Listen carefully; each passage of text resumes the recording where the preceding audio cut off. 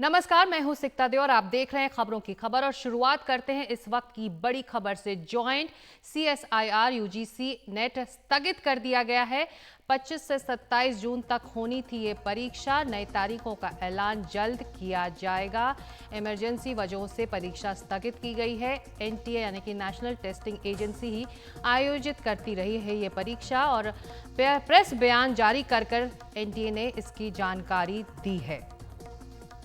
और प्रशांत हैं इस वक्त हमारे साथ। चलते हैं सीधे हमारे सहयोगी के पास। प्रशांत, इस वक्त आप छात्रों को और क्या बता सकते हैं, क्या जानकारी मिल पाई है?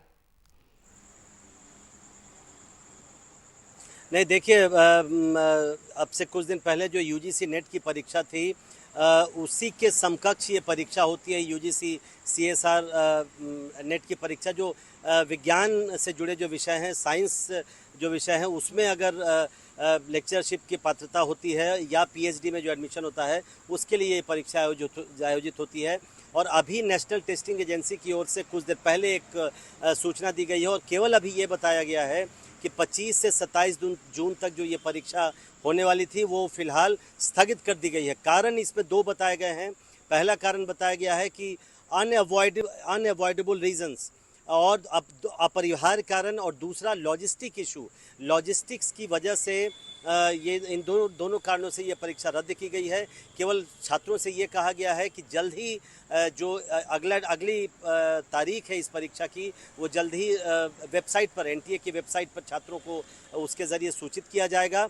और छात्रों से ये अनुरोध किया गया है कि अगर कोई भी दिक्कत हो तो एनटीए ने एक हेल्पलाइन जारी किया है, उस पर छात्र संपर्क कर सकते हैं। ये हेल्पलाइन नंबर अगर मैं बता सकूं, 01140759000 या 01169227700। तो बस अभी इतनी ही जानकारी दी गई है कि ये परीक्षा स्थगित कर दी गई है। कारण अपरिहार्य कारणों की वजह से ये स्थगित की गई है। उसके आगे अभी एनटीए की तरफ से कुछ भी नहीं बताया गया। अभी बाकी सूचना का इंतजार है। जी प्रशांत, अगर वो फोन नंबर आप दोबारा हमारे दर्शकों की सहूलियत के लिए रिपीट कर सकें, जिनको इस नए फैसले के बारे में जानकारी हासिल करनी है। जी बिल्कुल, देखिए वेबसाइट पे भी जा सकते हैं छात्र। उसके अलावा अगर उनको फ़ोन के ज़रिए जानकारी लेनी हो तो एनटीए ने एक हेल्प डेस्क बनाया है और उसका नंबर है 01140759000, 40759000। और दूसरा नंबर है 01169227700, 69227700। तो दो नंबर भी जारी किए हैं एनटीए ने। हेल्प डेस्क बनाया गया है। इन दो नंबरों पर कॉल करके भी छात्र ज़्यादा जानकारी ले सकते हैं। लेकिन मुझे लगता है एनटीए के पास अभी इससे ज़्यादा जानकारी देने के लिए है भी नहीं सकता। और इसके बाद जो इसके और क्या क्या कारण हैं, इसमें और क्या जानकारी मिल सकती है, हम कोशिश कर रहे हैं कि और ज़्यादा जानकारी जी, लेकर अपने दर्शकों तक पहुँचाएं। आप नजर रखें, हम लौटेंगे आपके पास प्रशांत। इस वक्त की जो बड़ी खबर जो प्रशांत बता रहे थे, जॉइंट CSIR UGC नेट परीक्षा स्थगित कर दी गई है। 25 से 27 जून तक ये परीक्षा होनी थी। नए तारीखों का ऐलान जल्द होगा। कुछ प्रतिक्रियाएं अब लेते हैं। लतिका गुप्ता शिक्षाविद हमारे साथ जुड़ रही है। लतिका जी, ये जो फैसला आया है, इस पर आपकी पहली प्रतिक्रिया? हाँ, मैं बहुत ही खुश हूँ कि ये इतनी जल्दी नहीं करवाई जा रही है दूसरी बार जो परीक्षा होगी, क्योंकि ये बहुत ही पेचीदा मामला हो गया है। देखिए, जो विद्यार्थी पढ़ाई कर रहे थे और उन्होंने दिल्ली का या जहाँ भी पढ़ाई कर रहे थे वहाँ की जगह भरी और वहीं से परीक्षा दी, लेकिन अब वो छुट्टियों में घर चले गए हैं। तो अब वो सिर्फ एग्जाम के लिए, इस परीक्षा के लिए वापस लौट के आए, इतना बड़ा बड़ा खर्चा करें। आजकल टिकट भी इतनी महंगी हो गई है, एकदम से वो नहीं जा सकते आ सकते। और इतनी बड़ी परीक्षा है, जो मन में संशय ज्यादा हुआ है उसके बाद इसका स्थगित होना तो ठीक है, अच्छी बात है, पूरी तैयारी की जानी चाहिए। लेकिन और भी गहराई से सोचें तो ये एक नैतिक मसला भी है। और विद्यार्थियों ने बहुत खर्चा किया है। मेरे कई विद्यार्थियों को मैं खुद जानती हूँ कि अपनी व्यक्तिगत राशि खर्च होती है इस पे। मुझे लगता है कि एनटीए को सबका पैसा लौटाना चाहिए और दूसरे राउंड में फ्री में, ये मुफ्त में होनी चाहिए अब ये परीक्षा। गलती कहीं और पे हो उसके लिए विद्यार्थी क्यों भुगते हैं? तो जी। उसका बदलना तो जरूरी, लेकिन उसके बाद ये भी है कि फिर विश्वविद्यालय खुल जाएंगे, कक्षाएं शुरू हो जाएंगी, तो जाहिर है कि उसके बीच के सत्र में अगर ये होता है तो फिर वो नुकसान होगा। और अगर जल्दी नहीं करते हैं तो भी दुविधा है, क्योंकि इसके साथ जो पीएचडी का एडमिशन जुड़ गया है वो अब डिले होगा। जी, तो इंतजार करना होगा अगले फैसले का। शुक्रिया इस प्रतिक्रिया के लिए लतिका गुप्ता आपका।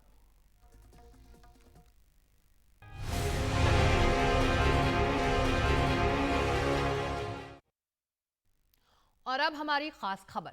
नीट परीक्षा सवालों में घिर चुकी है। बिहार में जांच हो रही है और कई गिरफ्तारियां भी हुई हैं।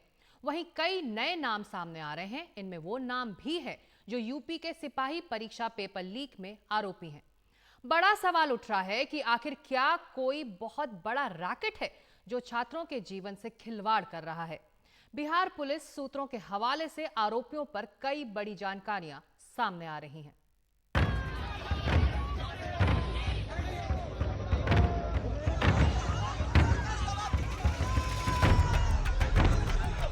24 लाख छात्रों के भविष्य का सवाल, वो परीक्षा जिसे लेकर नेशनल टेस्टिंग एजेंसी बड़े बड़े दावे कर रही थी, वो सब हवा होते दिख रहे हैं। एक देश एक परीक्षा सवालों में घिर चुका है।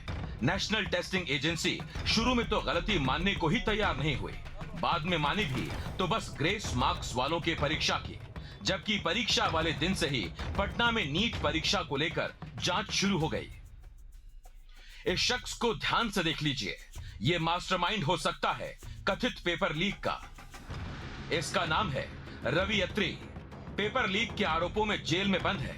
नीट के कथित पेपर लीक में इसका नाम सामने आ रहा है। बिहार में पुलिस सूत्रों के हवाले से अहम जानकारियां सामने आई हैं। पेपर लीक में रवि अत्री गैंग का नाम सामने आया। रवि अत्री मेरठ की जेल में बंद है। पटना नालंदा बॉर्डर से पेपर लीक होने के क्लू मिले।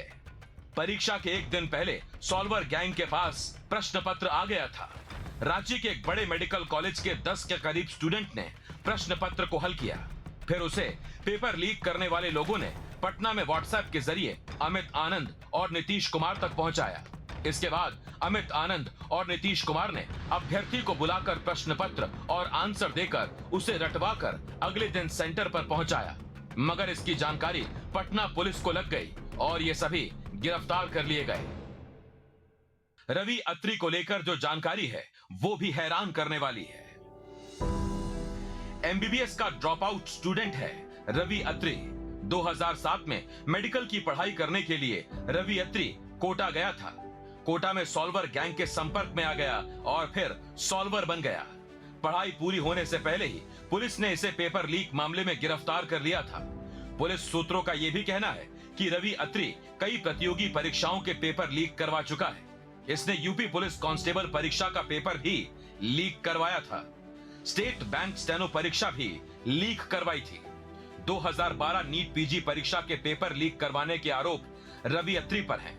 इसके दो खास गुर्गे हैं। एक का नाम है अतुल वत्स और दूसरा संजीव मुखिया। अतुल जहानाबाद का मूल निवासी है, जबकि संजीव नालंदा का रहने वाला है। अतुल का नाम रवि अत्री ने यूपी पुलिस की कांस्टेबल परीक्षा पेपर लीक मामले में लिया था, जबकि संजीव फरार चल रहा है। पुलिस सूत्रों से मिली अहम जानकारी के मुताबिक नीट परीक्षा पेपर लीक मामले में रवि अत्री गैंग का नाम भी सामने आ रहा है। रवि अत्री फिलहाल पेपर लीक के ही एक दूसरे मामले में मेरठ जेल में बंद है। पहले भी इस गैंग का नाम पेपर लीक जैसे मामले में सामने आता रहा है। इसमें उत्तर प्रदेश में हुआ पुलिस कांस्टेबल भर्ती परीक्षा भी शामिल है।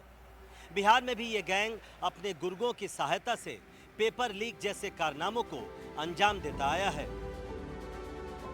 रवि अत्री जेल में है और पुलिस सूत्रों का कहना है कि उसने नीट का पेपर लीक करवा दिया। कितना बड़ा हो सकता है उसका रैकेट, इससे ही पता चलता है वो जेल में भी पेपर लीक मामले में ही है। बावजूद इसके वो देश में मेडिकल परीक्षा जिसे लेकर नेशनल टेस्टिंग एजेंसी ने इतने दावे किए कि ऐसा लगा कोई परिंदा भी पर नहीं मार सकता, लेकिन पुलिस सूत्रों की माने तो उसने उसके पेपर भी लीक करवा दिए। बावजूद इसके इस पर नेशनल टेस्टिंग एजेंसी कुछ भी नहीं कह रही है। ये तक आरोप लगे हैं नेशनल टेस्टिंग एजेंसी पर कि बिहार में जो जांच चल रही है उसमें सहयोग तक करने को तैयार नहीं, जबकि बिहार में इकोनॉमिक ऑफेंसेस यूनिट यानी आर्थिक अपराध इकाई जांच कर रही है।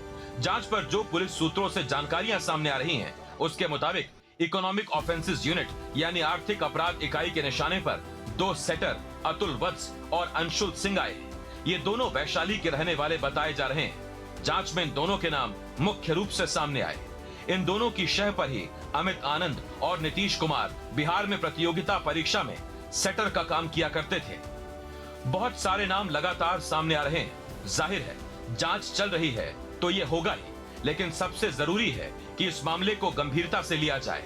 नीट परीक्षा मामले की पूरे देश में जांच करवाई जाए, जिससे ये पता चल सके कि क्या वाकई पेपर लीक गैंग इतना मजबूत है कि वो पूरे सिस्टम को फेल कर परीक्षाओं के पेपर लीक करवा लेता है, और जिसकी कीमत लाखों छात्रों को पिछले कई सालों से चुकानी पड़ रही है। पुलिस सूत्रों ने यह भी बताया कि पेपर लीक का सुराग पटना नालंदा बॉर्डर पर भी मिल सकता है। दरअसल परीक्षा के एक दिन पहले ही प्रश्न पत्र सॉल्वर गैंग के हाथ लग गया। उसके बाद रांची के एक बड़े मेडिकल कॉलेज के 10 छात्रों ने प्रश्न पत्र हल किया और उसके बाद इसे व्हाट्सएप के जरिए नीतीश कुमार और अमित आनंद तक पहुंचा दिया गया। उसके बाद नीतीश कुमार और अमित आनंद ने अगले दिन अभ्यर्थी को पटना बुलाकर प्रश्न पत्र और उत्तर रटवाया और उसे अगले दिन सेंटर तक पहुंचा दिया। लेकिन इसके पहले ही पुलिस को इसकी भनक लग गई और इन लोगों को गिरफ्तार कर लिया गया। बिहार की राजनीति में 2 दिन से नीट परीक्षा के पेपर लीक के एक मास्टरमाइंड सिकंदर यादवेंदु को लेकर आरोप प्रत्यारोप का दौर जारी है। यादवेंदु को पटना पुलिस ने पिछले महीने की 5 तारीख को गिरफ्तार किया था। आरजेडी नेता तेजस्वी यादव के पीए प्रीतम यादव से यादवेंदु के पुराने संबंध बताए जा रहे हैं।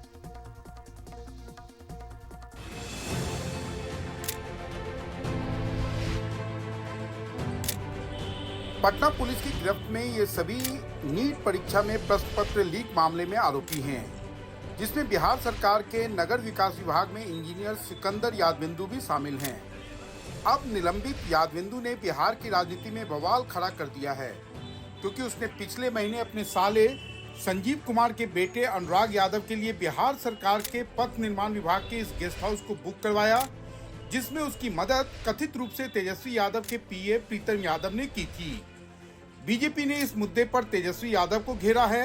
हालांकि तेजस्वी यादव का कहना है कि सारी जांच एजेंसियां सरकार के पास है, वो प्रीतम यादव को बुलाकर पूछताछ कर ले। हम लोगों ने सब लोगों ने मिलकर के निर्णय लिए हैं कि बिहार के अंदर ये माफिया राज को खत्म करना, लॉ एंड ऑर्डर को बहाल करना।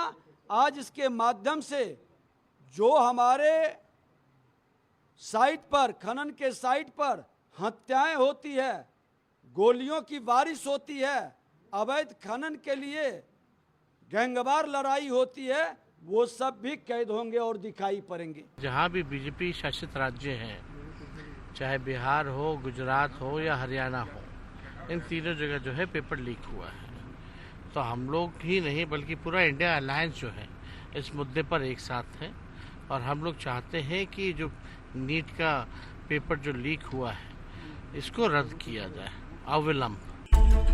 पटना पुलिस की गिरफ्त में आने के बाद सिकंदर यादवेंदु ने स्वीकार किया था कि अमित आनंद और नीतीश नाम के शख्स के संपर्क में आने के बाद उसके आश्वासन के बाद 4 छात्रों का इंतजाम किया था और उसके बदले में 30-30 लाख देने का वादा किया था। सिकंदर को लेकर पुलिस ने और भी जानकारियां भी जुटाई हैं।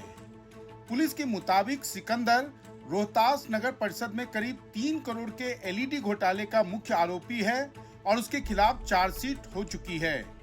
बिहार सरकार में 2012 में नौकरी में आने से पहले वो रांची में ठेकेदारी करता था। सिकंदर की बेटी भी डॉक्टर है और दामाद भी।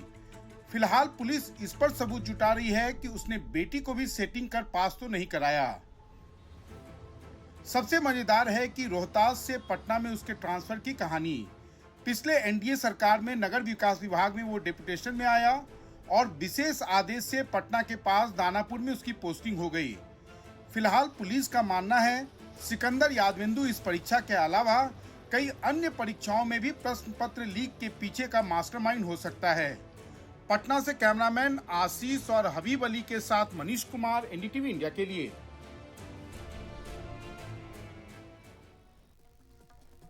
और नीट परीक्षा को लेकर देश भर में प्रदर्शन हो रहे हैं।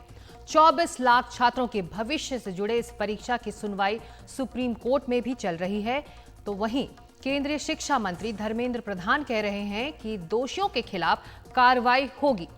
सवाल यह है कि देश में बड़े पैमाने पर यह पेपर लीक हुआ है या फिर जो हुआ है वो सिर्फ एक राज्य और एक जगह विशेष है।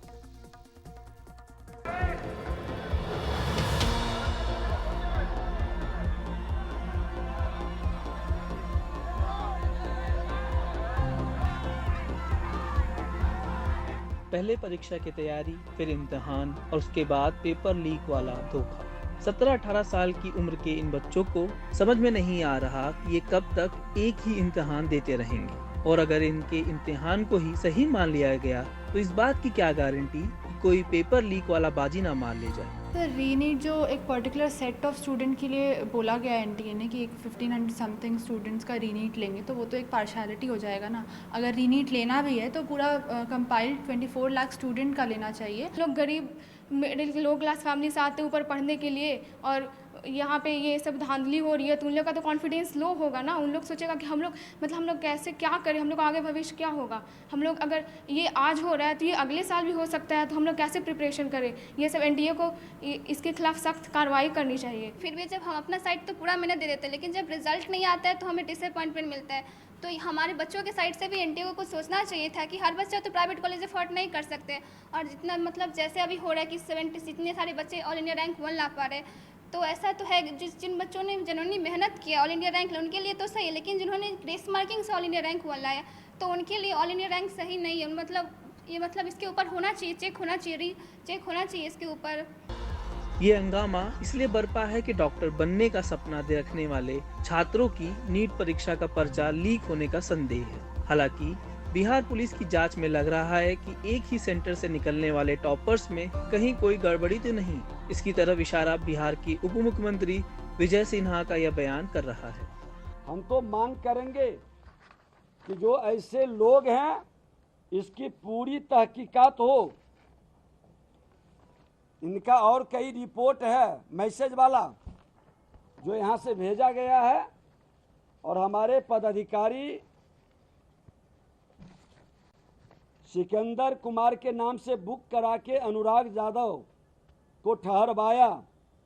ये सिकंदर कुमार जो नीट परीक्षा के अभ्यर्थी को परीक्षा में धांधली की जो विषय आई है, यह पूरा मामला है। मैं मांग करूंगा कि इन लोगों के उच्च स्तरीय जांच हो, तो अभिनेता प्रतिपक्ष जवाब दें कि ये प्रीतम कुमार आपके साथ था या नहीं, वो फोन किया था, उनका सारा डिटेल है। जहाँ भी बीजेपी शासित राज्य हैं, चाहे बिहार हो, गुजरात हो या हरियाणा हो, इन तीनों जगह जो है पेपर लीक हुआ है।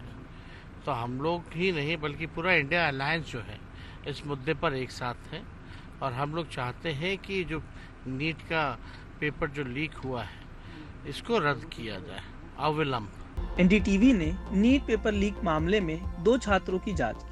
हमने पाया कि नीट परीक्षा को लेकर उठ रहे सवालों में कहीं न कहीं कुछ संदेह तो है। पहला मामला गुजरात का है, जहां एक छात्रा को नीट परीक्षा में 720 में से 705 अंक मिले, लेकिन वह छात्रा केमिस्ट्री और फिजिक्स के विषय में 33 अंक भी नहीं ला पाई।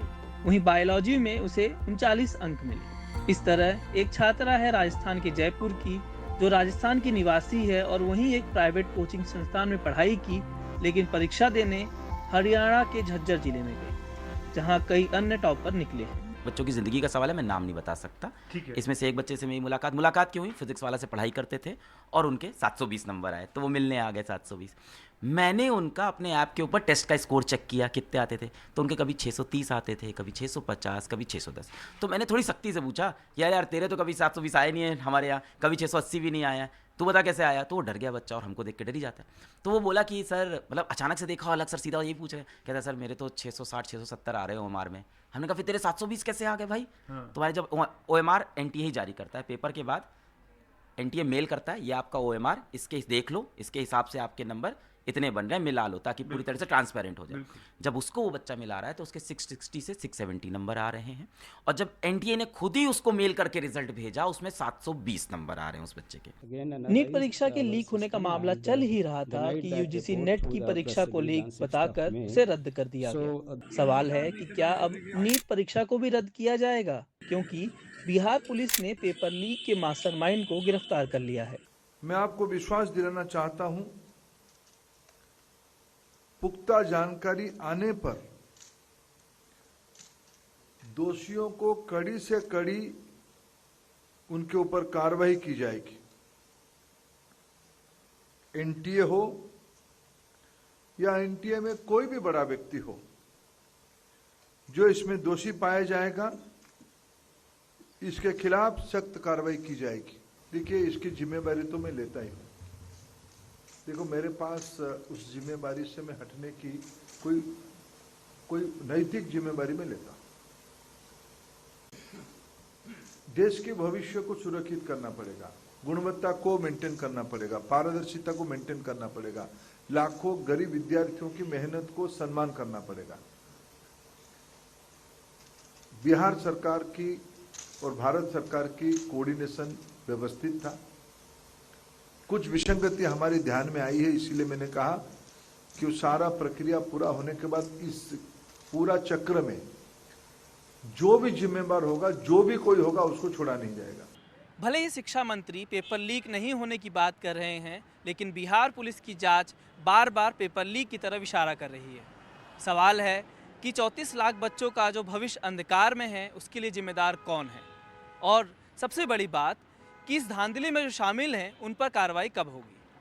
कैमरा पर्सन अशोक महाले के साथ मैं अश्विनी कुमार सिंह, एनडीटीवी इंडिया के लिए। उधर उत्तर प्रदेश में विवादों में आई पुलिस भर्ती परीक्षा में एक नया अपडेट है। राज्य की योगी सरकार जल्द ही रद्द हुई परीक्षा की दोबारा तैयारी कर रही है। वहीं परीक्षा कराने वाली एजेंसी को भी ब्लैकलिस्ट कर दिया गया है। पुलिस ने चार्जशीट भी अब दाखिल कर दी है।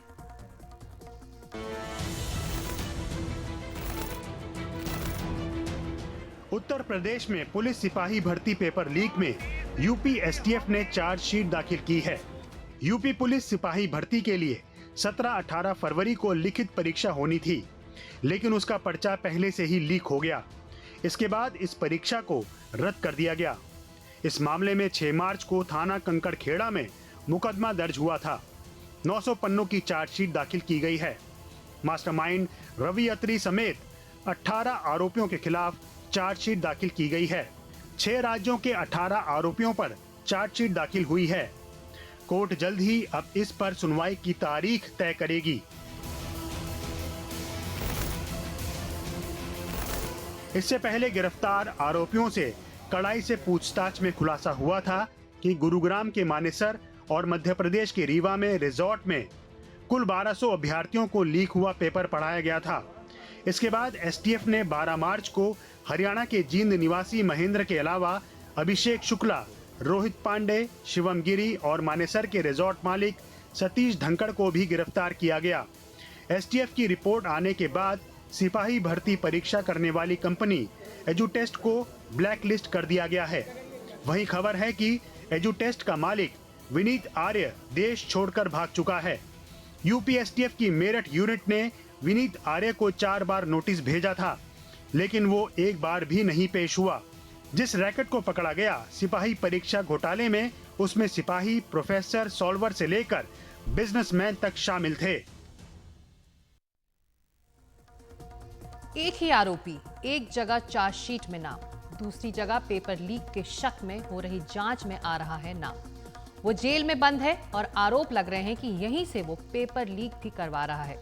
बड़ा सवाल है कि क्या यूपी सिपाही भर्ती घोटाले और नीट के कथित पेपर लीक में एक ही गैंग तो शामिल नहीं है।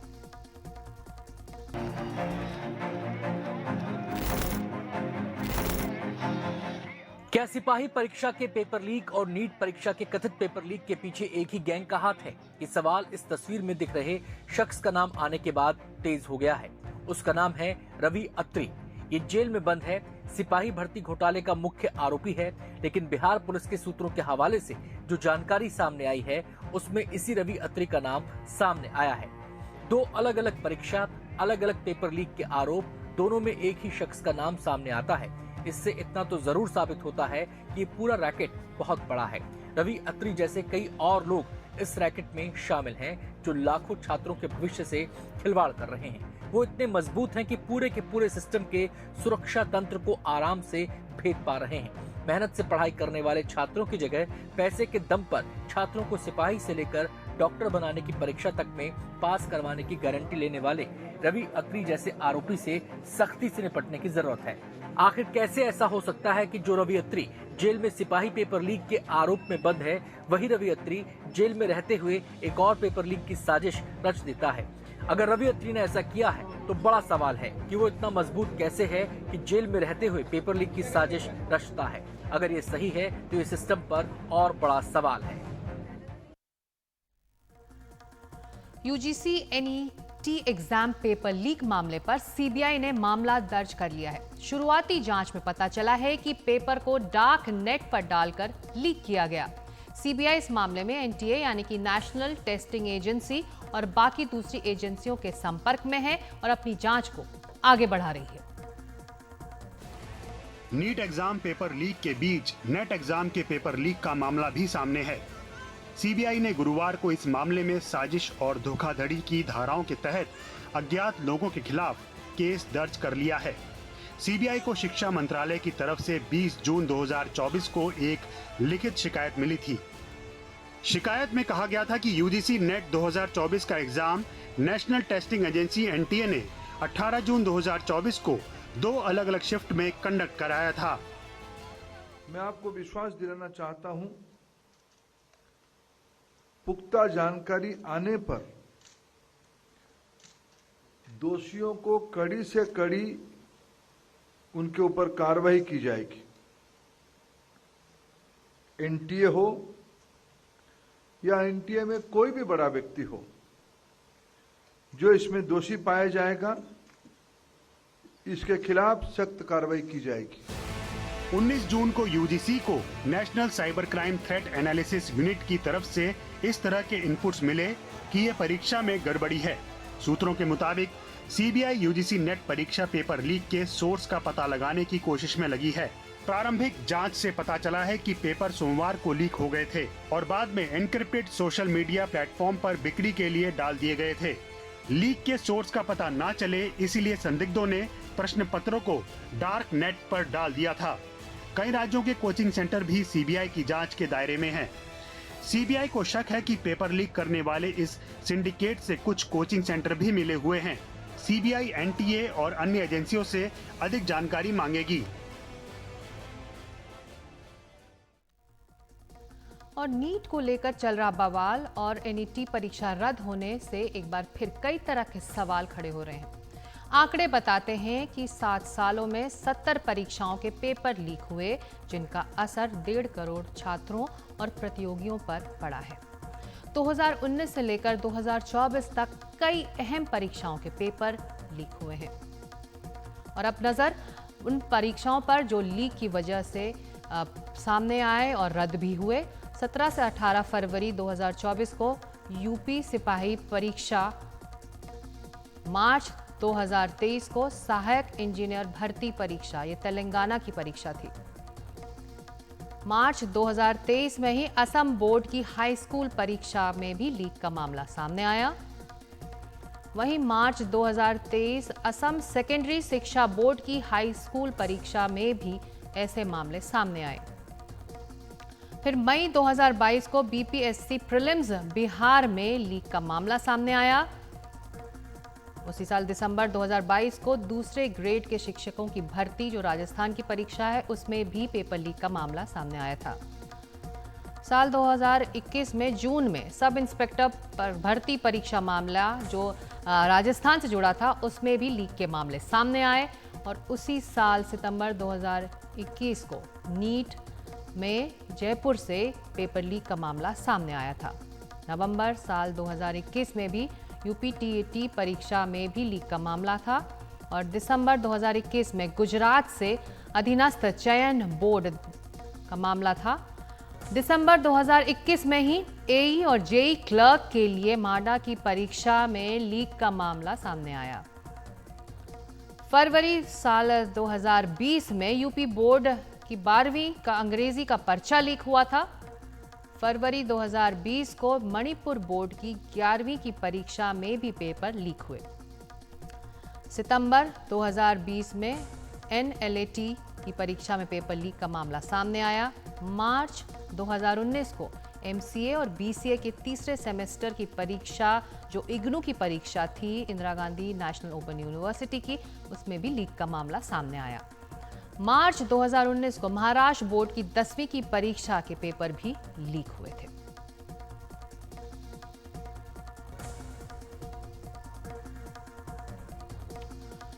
तो क्या आपको मालूम है कि डार्क वेब की दुनिया ही पेपर लीक की दुनिया है? यहीं पर परीक्षा के पेपर खरीदे और बेचे जाते हैं। डार्क डीप वेब की दुनिया कैसे काम करती है, इसी की पड़ताल करती हमारी ये खास रिपोर्ट।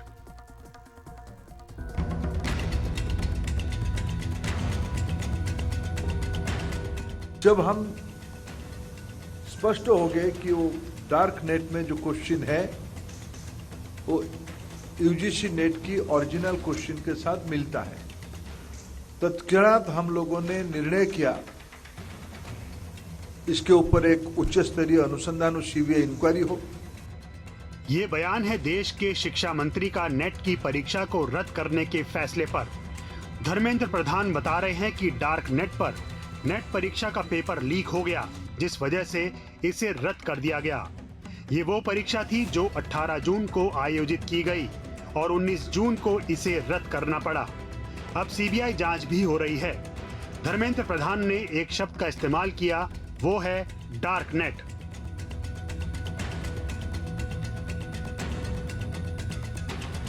आखिर क्या है ये डार्क नेट जो लगातार खतरा बढ़ा रहा है? डार्क इंटरनेट की दुनिया को समझना जरूरी है। ये वो दुनिया है जो आपको हमें नहीं दिखती, लेकिन दुनिया के तमाम अपराध, जालसाजी, ड्रग्स का कारोबार, सब कुछ इसी डार्क इंटरनेट के जरिए हो रहा है।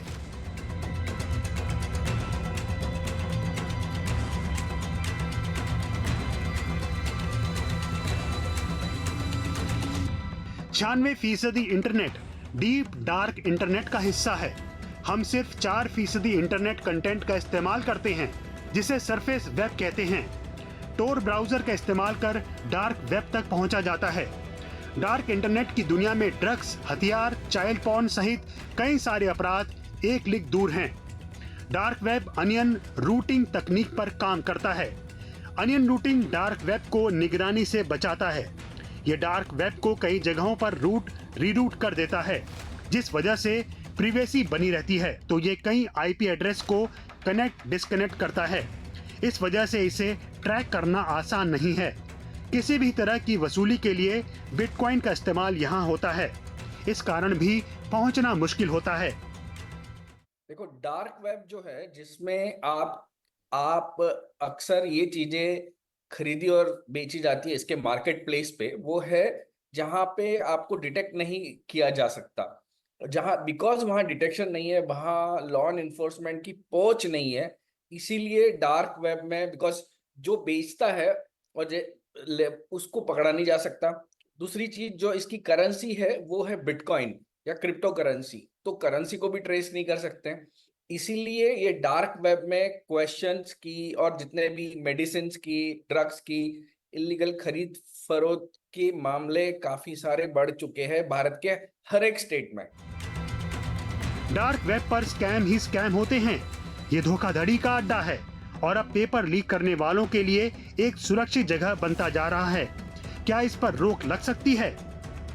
देखिए, डार्क वेब जो है उससे जैसे हम स्पाइंग करते हैं, मतलब हमारे यहाँ पे अगर आप देखो कि अपने समाज में काफी सारे स्पाइज होते हैं, जो गुप्त हेर होते हैं वो होते हैं, वैसे ही भारत सरकार को, मिनिस्ट्री ऑफ होम अफेयर्स को चाहिए कि अपने गुप्त हेर, अपने साइबर स्पाइज की जो प्रत्यारोपण है इनका, वो इस डार्क वेब के ये मार्केट प्लेसेस में होना चाहिए। इसका मतलब ये है कि जो हमारे पुलिस वाले हैं, जो टेक्निकल पुलिस है अपनी, उनके लोग सामान्य खरीदार बन के इस डार्क वेब में इनका प्रेजेंस होना बहुत जरूरी है, जिससे कि हमें आगे आने वाला खतरा भी मालूम पड़ेगा। बिकॉज डार्क वेब में अक्सर पता चलता है कौन क्या खरीद रहा है, क्यों खरीद रहा है, और ऐसे जो लीक हो गए वो तुरंत हमें पता चलेगा। अभी भी आप देखिए 48 आवर्स में ये सेम क्वेश्चन जब मालूम पड़ा हमें, तो हमको ये एग्जाम बंद करनी पड़ी थी, मतलब वापस लेना पड़ा। तो ऐसा जब लीक होता है, क्योंकि डार्क वेब में जो खरीदार होता है उसे पकड़ने के लिए काफी समय लग जाता है। जब तक आप कोई उसे जो खरीदार बेचने वाला है उसके पास एक्चुअल खरीदार नहीं जाता, और फिर हम खरीदार से बात करके उसका चेन ऑफ इवेंट्स नहीं लेते, ट्रायल मतलब जो ट्रेल होता है वो नहीं लेते, तब तक हम इन बेचने वालों को पकड़ नहीं सकते हैं। पेपर लीक गैंग को खत्म करने के तमाम दावों के बावजूद उसका जाल फैलता जा रहा है। अभी तक इंटरनेट या दूसरे माध्यमों के जरिए पेपर लीक के रैकेट तक पहुंचा जा रहा था, लेकिन डार्क वेब जैसी दुनिया ने मुश्किलें बढ़ाई हैं।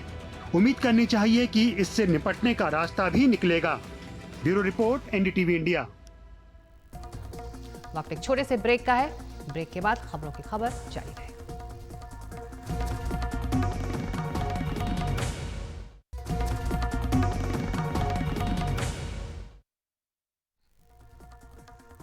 आप देख रहे हैं खबरों की खबर। नकल या चीटिंग हमारे देश में ही नहीं, चीन जैसे देशों में भी कानूनन जुर्म है। चीन का कानून नकल करने के जुर्म में 7 साल की सजा देता है। साथ ही छात्र का विश्वविद्यालय भी कार्रवाई कर सकता है।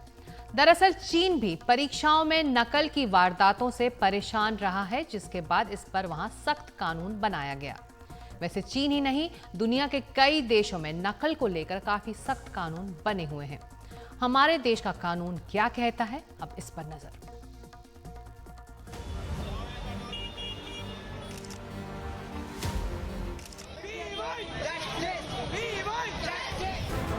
पेपर लीक होने का सिलसिला थम नहीं रहा है। छात्रों की मेहनत बेकार हो रही है। रोक को लेकर कोशिशें भी हो रही हैं, लेकिन पेपर लीक करने वाला गिरोह बाज आने को तैयार नहीं है। गिरफ्तारियां भी हो रही हैं, लेकिन अब तो हालत ये है कि परीक्षा देने के बाद भी डर बना रहता है कि कहीं पेपर तो लीक नहीं हो जाएगा। छात्र कई मुश्किलों का सामना करते हैं। दूसरे शहरों में जाकर परीक्षा देने में खर्च अलग से होता है। बावजूद इसके पेपर लीक होने या पेपर लीक होने के आरोपों से छात्र मायूस हो जाते हैं। नकल को लेकर कानून है। इस कानून के मुताबिक परीक्षा में नकल करने पर 3 साल तक की सजा हो सकती है, वहीं 2000 रुपए जुर्माना लग सकता है। इसका मकसद परीक्षाओं में पेपर लीक सहित बाकी धांधलियों पर रोक लगाना है। पेपर लीक का कानून बना था वो अभी नोटिफाई नहीं हुआ है, जिस वजह से अभी वो प्रोविजन लागू नहीं किए गए हैं। तो वो जिस दिन लागू हो गए उस दिन हम इसका असर देख सकते हैं। इसमें दंड के प्रावधान ये है कि आपको मिनिमम 5 साल से लेकर 10 साल तक की सजा है, 1 करोड़ रुपए जुर्माना है, और साथ में आपको ये नॉन कंपाउंडेबल, नॉन बेलेबल है, कॉग्निजेबल है, और नॉन कंपाउंडेबल है जिसमें ये कंपाउंड नहीं हो सकता है, इसमें सुलह समझौते का कोई प्रावधान नहीं है, और नॉन बेलेबल है कि इसमें जल्दी आपको बेल भी नहीं मिलेगी। मिनिमम 6 मंथ्स तो आपको अंदर रहना ही रहना पड़ेगा जब तक इसमें चार्जशीट नहीं फाइल हो जाती। एंटी पेपर लीक लॉ का बहुत ज्यादा असर होता फिलहाल नहीं दिख रहा है। इसके आने के बाद भी पेपर लीक के मामले कम नहीं हुए हैं। वहीं ऐसा नहीं है कि पेपर लीक की समस्या सिर्फ राष्ट्रीय है। पड़ोसी देश चीन भी इससे बहुत ज्यादा परेशान है। चीन में नकल को अपराध माना गया है, 7 साल तक की सजा हो सकती है। यूनिवर्सिटी भी छात्रों पर कार्रवाई करती है। चीन में भी लगातार पेपर लीक के मामले सामने आए हैं। पेपर लीक लाखों छात्रों के भविष्य से खिलवाड़ है। जो भी दोषी हो उसे सख्त सजा देनी चाहिए, जिससे ये संदेश जरूर जाए कि इस तरह पूरे सिस्टम की सिक्योरिटी सिस्टम को पूरी तरह से नकारा साबित कर देना नहीं चलेगा। तो खबरों की खबर में आज इतना ही, लेकिन एनडीटीवी इंडिया में लगातार खबरों का सिलसिला जारी रहेगा। नमस्कार।